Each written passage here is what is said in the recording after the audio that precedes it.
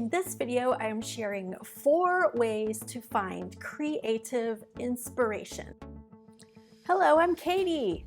Welcome to the Planner channel. It's one of the questions that I get asked the most. How do I get creative? Where do I find inspiration? How do I decorate? How do I do all of that? And where do I find inspiration to do it? The first way to find creative inspiration is right here on social media. YouTube, Instagram, Facebook, and the other social media all have planner babes on there, decorating and sharing their planner spreads so that you can have some inspiration. The place that I suggest that you look is your favorite brands, whichever kind of planner you're using, whichever kind of stickers and embellishments you're using. Find those brands, their websites, their social media, their blogs, and follow them. They're going to share how to use the products and give you some creative inspiration for using them.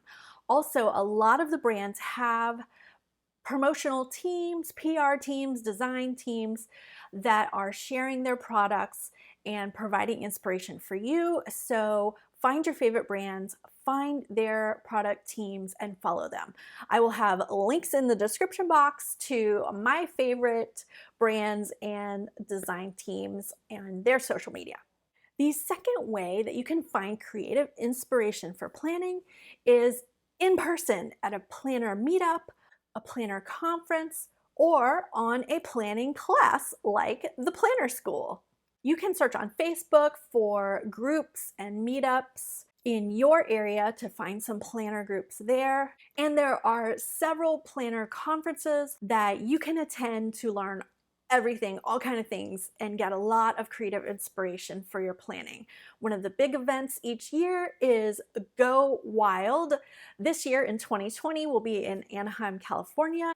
The third way to tap into your creative is to break all the rules. I want you to think outside the box of stickers and sticky notes and pens. Think of scrapbooking. When you're putting together a scrapbook, you can use any kind of material you can get your hands on. All kinds of things can go in your scrapbook. So think about your planner like a scrapbook. You can include photos and scrapbooking embellishments, especially if they're flat. You can use paint. You can decorate your planners with crystals, like Swarovski crystals. I love doing that. You can use stamps, and you can learn hand lettering and decorate your planner with nice calligraphy handwriting. Another way is to use paint, and that looks amazing in your planner. The fourth way to be creative when decorating your planner is to create a planning decorating routine. And I have done that, and it has helped me so much to decorate my planner every week. It's the system that I use for decorating in all my Plan With Me videos, and there are 5 steps to it. You're welcome to start with this routine and then adjust it to however you want for your planning. I always choose a theme first, based on either a sticker book or a color or a season.